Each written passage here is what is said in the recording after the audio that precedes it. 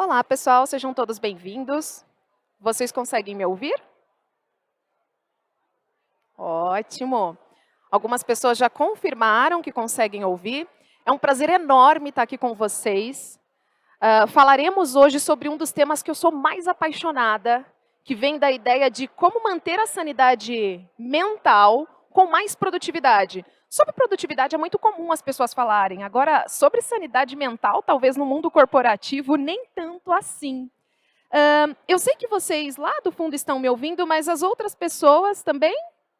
Ótimo, ótimo. Era só para confirmar. Bom, para mim essa é uma experiência completamente nova. Não é comum eu fazer palestras nesse estilo. Então a gente vai se ajudando nesse sentido. Só para vocês me conhecerem um pouco mais e melhor, o meu nome é Marta Oliveira. Eu trabalho com treinamento corporativo e sou uma das 8 especialistas ou especialistas que existem no Brasil para falar sobre o método GTD. GTD é a sigla de Getting Things Done, que foi poeticamente traduzido aqui no Brasil como a arte de fazer acontecer. E assim, gente, a arte de fazer acontecer o quê? Qualquer coisa na nossa vida. O GTD entende que desde regar uma planta até analisar uma base de dados, ele vai chamar de trabalho. E tudo isso serve para a gente costurar a nossa vida pessoal e profissional. Afinal, tudo acontece na mesma mente. Quem aqui que está participando e me ouvindo que já acordou na madrugada pensando em trabalho? Interessante. Interessante. Isso é, quando a gente nem dorme pensando em trabalho. Essa é uma grande questão. E a gente usando como base essa metodologia que eu estou chamando aí de GTD, eu queria fazer uma breve introdução, não é o escopo necessariamente da nossa palestra, mas eu quero fazer uma breve introdução do que é essa metodologia. Então, para começo de conversa, quem criou essa técnica foi o David. David é um americano que desenvolveu isso para uso pessoal. Ele queria entender como ser mais eficiente em suas entregas. Na verdade, o GTD é uma técnica para nos ajudar a lidar com coisas que não conseguimos fazer agora. Diga-se de passagem, muito do que a gente recebe não dá para fazer na hora mesmo. Então, ele vai propor uma estrutura desde que a demanda chega. Eita, que bola grande, tá legal. Desde que a demanda chega até o momento em que eu a executo. Bom, então vamos lá. O primeiro passo do GTD vem da ideia de a gente agrupar as nossas coisas, as nossas demandas, para que num segundo momento eu consiga triar. Ou seja, entender exatamente com o que eu pretendo me envolver, separando do que eu não pretendo me envolver. Junto com essa triagem, a gente aproveita aí para organizar, colocando cada qual na sua categoria mais indicada, mais apropriada. Ele propõe aí uma reflexão, ou seja, que de tempos em tempos a gente faça manutenção das nossas listas e, de fato, que a gente consiga engajar. Engajar é fazer aquilo que você escolheu que era mais significativo para aquele momento. Tá? Acabei, gente, de fazer um overview do que é a metodologia, do que é a técnica. Mas, como eu comentei, hoje a gente vai falar especialmente sobre como manter a sanidade mental. E partindo deste princípio, eu gostaria de criar aí um outro cenário com você. Perguntei quem já tinha acordado na madrugada pensando em trabalho, várias pessoas se manifestaram. Agora, se imagine comigo. São exatamente 16h55, ou seja, final do expediente. Não sei quando é o seu final de expediente, mas hipoteticamente você já está finalizando suas atividades. Você já está pensando, inclusive, em o que você vai comprar para o seu jantar ou preparar para você e sua família. Aí você decide, então, fazer um overview do seu dia. Quando, de repente, você percebe que a sua prioridade, ou seja, o item mais importante no seu dia, você não fez. Aquela grande pedra que você deveria ter vivido em função, você só apagou incêndio e simplesmente não conseguiu dar conta. Com que frequência isso acontece com você? É com muita? Não precisa nem responder. É com pouca frequência ou é de vez em quando? A grande questão é que quando isso acontece, a gente termina o dia frustrado, com aquela sensação de o que eu fiz hoje? As coisas parecem simplesmente sumir, desaparecer. Né? E a frustração vem, e vem pesada, porque nós somos os nossos principais juízes, julgadores, vamos se dizer. Né?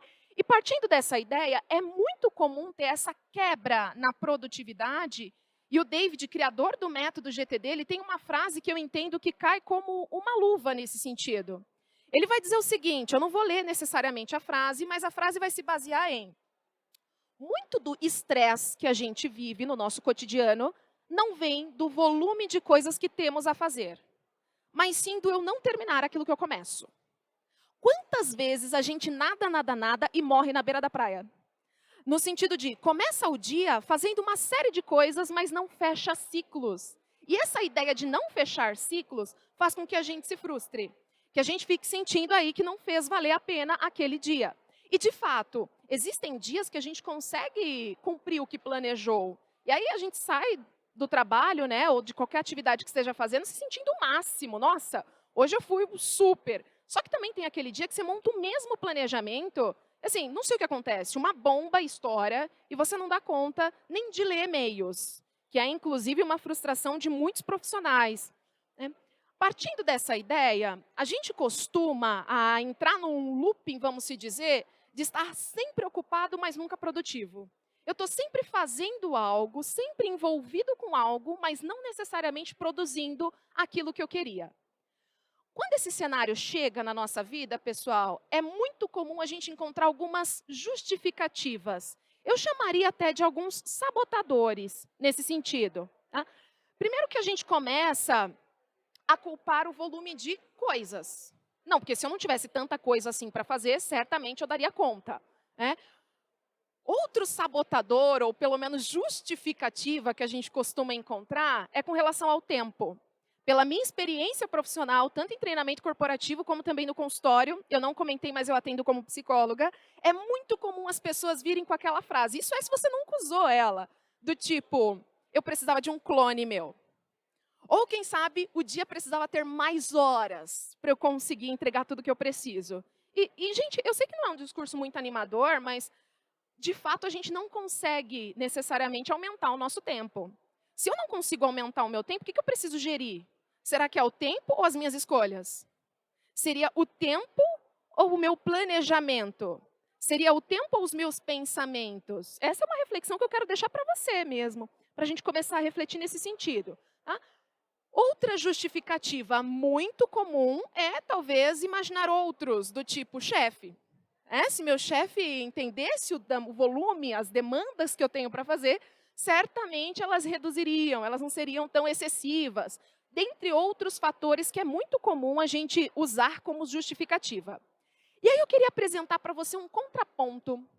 Esse contraponto eu não estou dizendo que tudo isso aqui é coisa da sua cabeça, tá? Às vezes a área está passando por um desarranjo, ou a gente precisa de fato buscar rotas alternativas, mas eu diria que boa parte, ou melhor, vou colocar diferente, o principal vilão nem são esses três que a gente destacou aqui. Não são eles. Eu diria que o principal vilão aqui se chama hábito. E eu explico por que eu estou falando isso. Não existe milagre, pessoal. Existe mudança de comportamento. Se talvez a gente começar a olhar de maneira mais afilada para os nossos hábitos, é muito provável que a gente consiga colher resultados diferentes. E é exatamente sobre esses hábitos que eu vim conversar com vocês ao longo da minha palestra. Na verdade, eu separei uma série de itens para você parar de fazer e para você começar a fazer. Entendam esses itens como insights, que podem potencializar, de fato, as suas entregas. Então, vamos entender do que eu estou falando com relação a hábito. O primeiro ponto que eu queria propor era que você parasse de começar o dia lendo e-mails. Alguém aqui tem o hábito de começar o dia lendo e-mails? Vamos se entregar um pouquinho, né? Estou vendo o pessoal balançando a cabeça. Sim.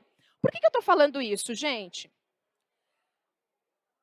Todos vocês, independente de já terem feito um treinamento ou participado de uma palestra sobre produtividade, já têm uma forma própria de se organizar. Isso todo mundo tem, né? E partindo dessa ideia, quando você começa o dia lendo e-mails, ou seja, você está ignorando todas as prioridades que você definiu para aquele dia. Você está ignorando tudo aquilo que ficou remanescente do dia anterior. E está chamando para a sua atenção novas... Me fugiu a palavra aqui. Bom, novas demandas. Obrigada, algum ego auxiliar aí me ajudou nesse sentido. Você está pegando para si outras demandas e se esquecendo daquilo que você já tinha planejado anteriormente. Isso pode ser um tiro no pé, inclusive gatilho para a nossa ansiedade. Eu não estou dizendo que não pode olhar e-mails no começo do dia, mas talvez não a primeira coisa a ser feita, né? E a gente também parte da ideia, precisamos partir da ideia, aliás, de que o calendário é o mapa do nosso dia. O calendário é exatamente quem vai nortear como você começa e como você termina a sua rotina, quais brechas eu tenho ali. Se você já tem uma dinâmica com compromissos, reuniões, programações previstas, para que começar lendo e-mails e pegando para si uma carga maior que você não vai dar conta no momento? Eu não sei você, mas comigo já aconteceu, de começar o dia lendo e-mails, aí ver a primeira mensagem e falar, nossa, lê a segunda, vixe, lê a terceira, eu não acredito que ainda estão falando disso, lê a quarta, a quinta, dá meio-dia e sabe o que você fez? Leu o e-mail, e para variar ficou marcando como não lido, todos eles. E aí, se não bastasse, o que a gente faz? Quando chegam novos, a gente começa a ler os novos e-mails que chegaram e, num efeito cascata, aqueles que marcamos como não lido também. A dica que eu venho trazer para você é: pare de começar o dia lendo e-mails e comece o dia, de fato, olhando o seu calendário e a sua lista de prioridades. Principalmente agora, com a ideia da pandemia e o trabalho, que antes era 100% presencial, de repente mudou para o 100% online e agora está nesse modelo híbrido, é muito comum as pessoas se queixarem do tipo, nossa, eu comecei minha segunda me arrumando para sair, a reunião era online. Ou vice-versa. Isso pode e acontece com uma certa frequência. É por isso que o ideal é você começar checando primeiro a sua agenda e as suas listas de prioridades. Feito isso, você já tem um overview geral das suas atividades e agora sim, você pode partir para o e-mail ou para qualquer outra fonte que brota o trabalho. Um outro ponto importante é que, apesar de o e-mail ainda ser uma dor de muitos profissionais, hoje está quase em algumas companhias entrando em desuso. Praticamente o WhatsApp está pegando aí esse espaço, mas é mensagem do mesmo jeito. E um cuidado que eu proponho para vocês é, nós não colocamos todas as regras no jogo, mas algumas sim, nós podemos colocar. Por que a pessoa te manda um WhatsApp e acredita piamente que você vai responder em 2 minutos? Porque você responde, e você condiciona o outro à expectativa que você sempre vai responder em 2 minutos.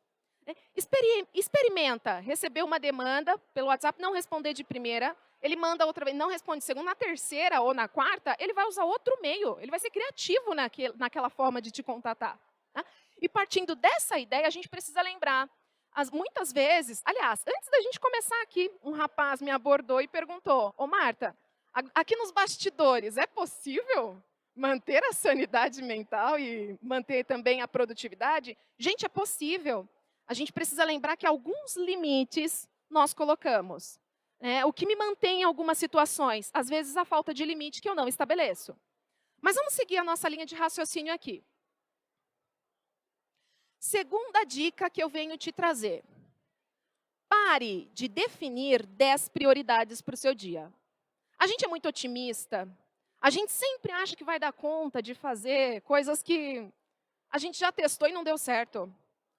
Pare de tentar se sentir o super-homem ou a mulher maravilha a ponto de acreditar que você vai conseguir fazer exatamente como você planejou. Tem muita coisa que a gente acaba não prevendo.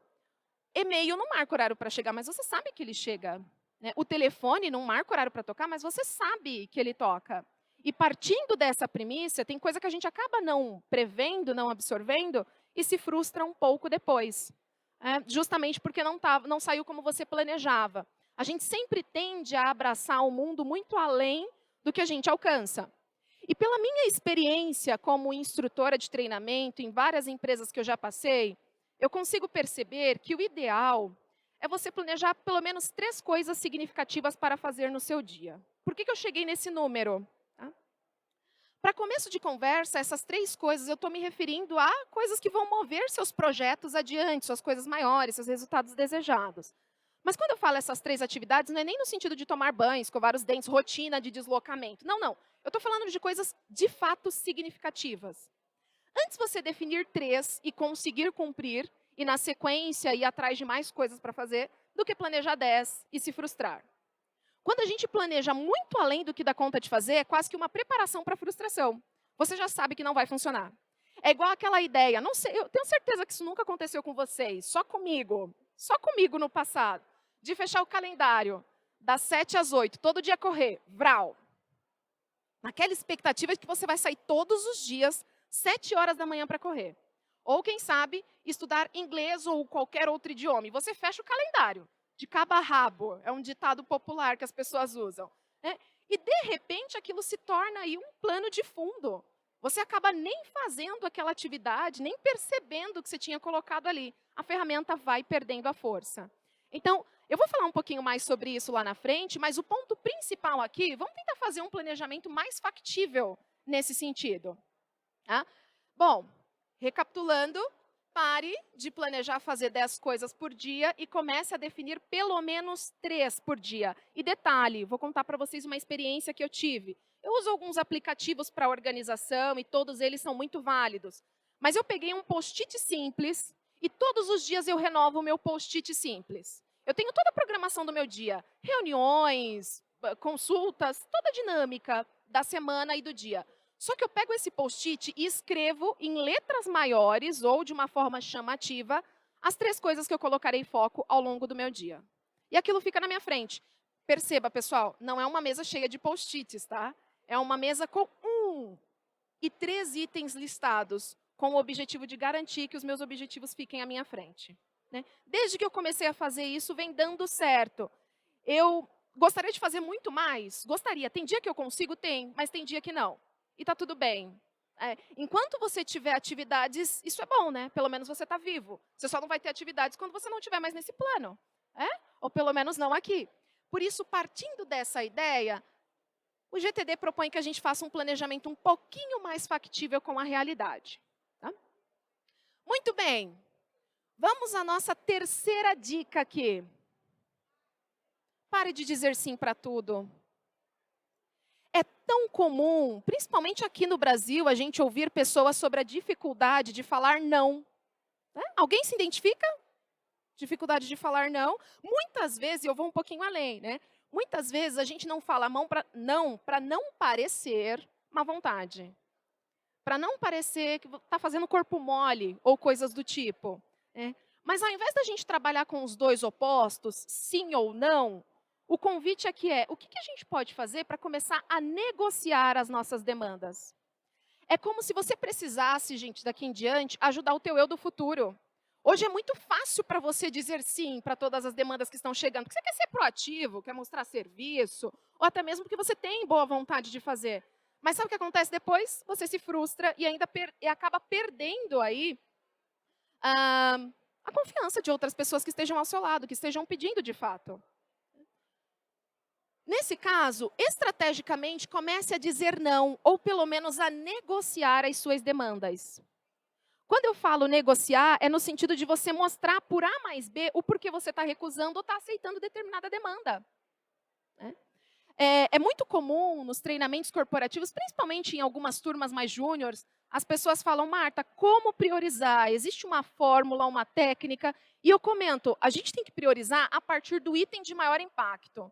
O que se eu fizer nessa tarde vai ter um impacto maior na minha vida, nas minhas demandas, na minha vida? Porque às vezes, gente, o item de maior impacto é passar na quitanda e comprar os legumes da semana. Você não vai ter outro momento para fazer isso. Às vezes, o item de maior impacto é você ficar até mais tarde no trabalho. Às vezes, o item de maior impacto é você ir para o médico. Enfim, é você fazer tantas outras coisas.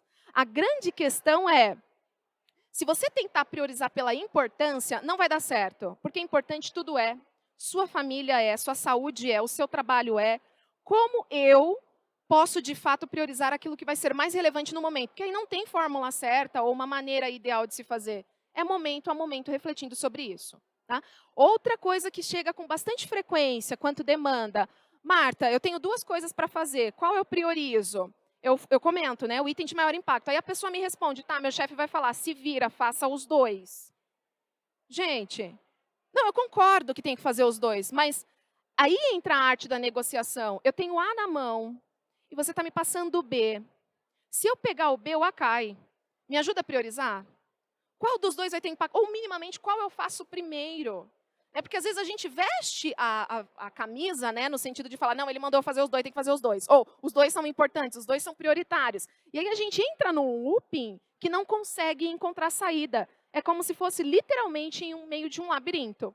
Então, a ideia de negociar vem justamente dessa premissa de se perguntar, opa, qual é o item de maior impacto, ou pelo menos por onde eu começo? Eu costumo brincar, gente, que nessa vida dá para fazer tudo, mas não ao mesmo tempo. Você é capaz de fazer tudo, mas não ao mesmo tempo. Então, a ideia é, aos poucos, como é que a gente vai colocando em prática aquilo que está desejando, almejando. Tá? Um outro ponto que eu queria abordar antes de seguir é, eu costumo imaginar a minha mente, eu falo isso para as turmas também, como funciona o computador. No computador, você consegue deixar uma tela expandida e várias outras minimizadas. Várias. Na sua mente, você também faz isso.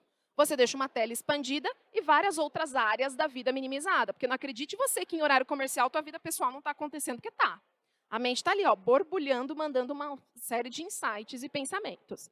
A grande questão é, às vezes, a gente só deixa a janela do produzir expandida e se esquece de todas as outras que estão piscando lá em laranjinha, né, no sentido de chamar a sua atenção.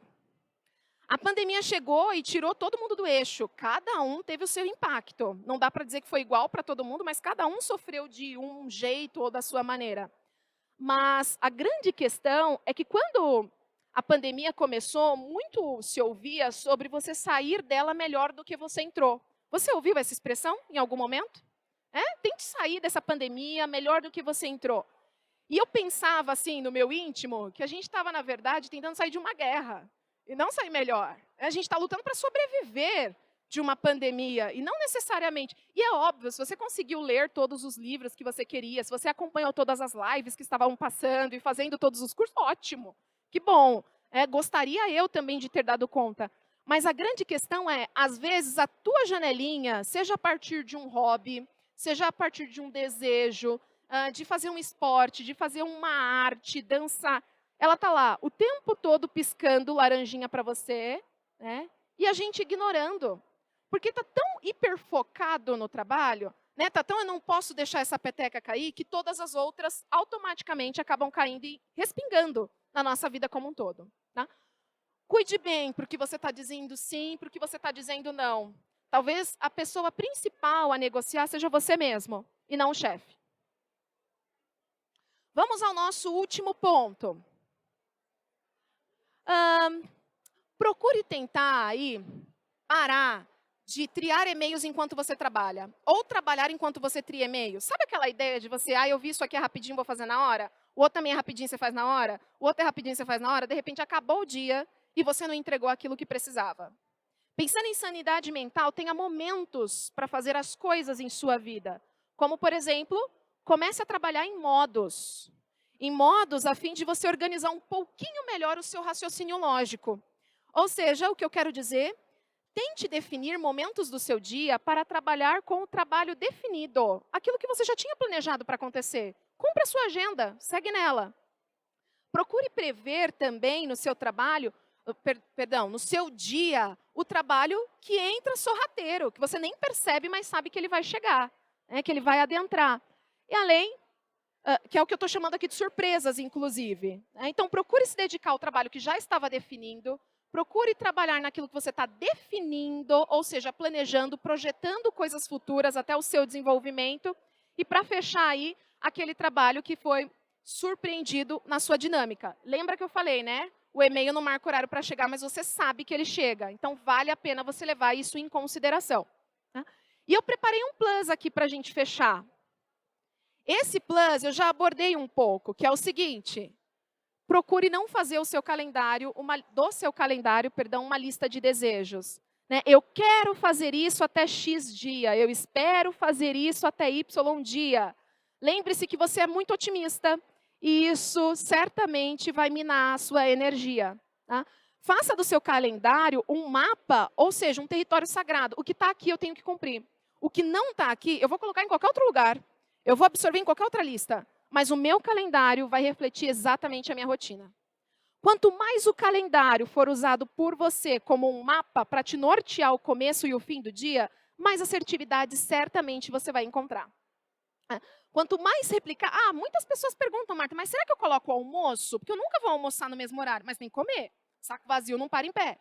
Então, nem que seja 15 minutos, nem que seja 30 minutos, a gente precisa prever isso dentro da nossa dinâmica. Tá? Então, fazendo um overview geral, pessoal, o que eu vim propor para vocês? Comece o dia checando o seu calendário e, mais do que isso, fazendo dele uma lista certeira do que tem que acontecer. Agora você já tem uma bússola para te nortear. Procure também definir ao longo do seu dia 3 prioridades. É o suficiente. Supondo que sobre tempo para você, ótimo. Daí você começa aí a escolher outras coisas para fazer. E só para a gente fechar, comece a trabalhar em modos. Né? Uma hora eu estou no modo absorvendo surpresas, porque isso faz parte da nossa dinâmica. Em outro momento eu estou definindo as minhas atividades e para fechar, eu estou trabalhando naquilo que eu de fato planejei para fazer. Tá? Se você gostou do tema ou pelo menos se interessou para o quesito GTD, eu proponho que você pegue o celular e focalize aqui no QR Code. Aqui a gente encontra várias dúvidas frequentes e mais informações sobre a metodologia também. Tá?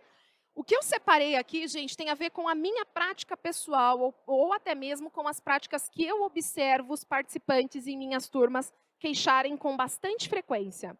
Tá? Eu estou vendo aqui que o meu tempo, ele estourou 1 minuto, mas eu queria abrir para pelo menos uma ou mais perguntas, a depender aí da... Opa.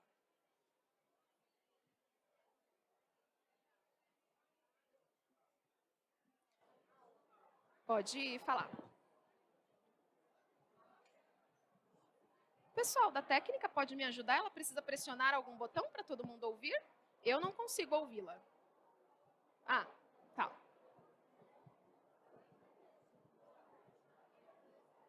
Oi, Oi. só vou tirar aqui que Senão você não me escuta. É. mas tá bom. Eu tenho 2 perguntas. A primeira é sobre a parte do dizer não, né? Eu tenho vivido numa empresa que a gestora ela não fala não. Então, assim, ela abraça tudo para si, até coisas que não é da nossa área, digamos assim. E aí isso acaba afetando, consequentemente, as outras pessoas da equipe. E eu também, porque eu cuido de uma parte de infraestrutura de eventos, né, da parte de contratação de fornecedores, enfim. E como ela não fala não, eu também não consigo falar não, porque essa recomendação, a instrução de fazer, vem dela, né? Um exemplo. E sobre a parte do calendário também, que como você falou, que o calendário é como se fosse o nosso mapa do nosso dia, se isso, como que eu posso explicar, perguntar? Se essa programação do nosso dia a gente faz num dia anterior, então, por exemplo, hoje eu vou meio que fazer essas 3 tarefas que eu vou fazer amanhã. Tá, Isso tem que vir ótimo. um dia antes? Ótima pergunta. Então, vou fazer um pit stop para responder. Vou começar pela segunda, tá? O ideal é que a gente comece a planejar a nossa semana o tempo todo. Surgiu uma demanda, eu já coloco no calendário. Você recebeu um invite para uma reunião, já está lá no calendário. Só que o ideal é, uma vez por semana, você parar e fazer aquele pente fino. Porque às vezes a gente é convidado para participar de 2 reuniões ao mesmo tempo e não dá para comparecer. Então, a ideia é que uma vez por semana você passe esse pente fino vendo aquilo que você vai de fato fazer, vai acontecer, daquilo que você vai ter que recusar no sentido de negociar. Tá? Então, é uma vez por semana. Você também pode fazer isso no dia anterior, porque a vida muda. Sobre o que você comentou com relação à gestão, a ideia é que você possa negociar com ela. Você tem consciência, e eu não sei o quanto ela tem consciência de que a equipe não está dando conta. Porque se ela está aceitando e vocês estão abraçando, automaticamente o negócio está acontecendo. Eu não estou dizendo que não é para acontecer, por favor, para todos que estão me ouvindo aí. Mas o que eu quero dizer, existem limites. Né? E quanto mais você conseguir deixar o seu calendário e a sua lista de atividades afilada, mais você consegue negociar com ela, mostrando por A mais B que não é que você não quer fazer. É uma questão que vai além, é falta de braço, talvez. Eu estou aqui hipoteticamente respondendo. Tá? Obrigada. Imagina. Pessoal, eu quero agradecer. Eu estou disponível para responder outras perguntas, mas o nosso evento, vocês sabem que dura aí 25 minutos, então não consigo ficar aqui no palco, temos outra palestrante presente. Mas eu quero agradecer a interação de vocês e eu estou por aqui disponível para interagir com vocês. Obrigada.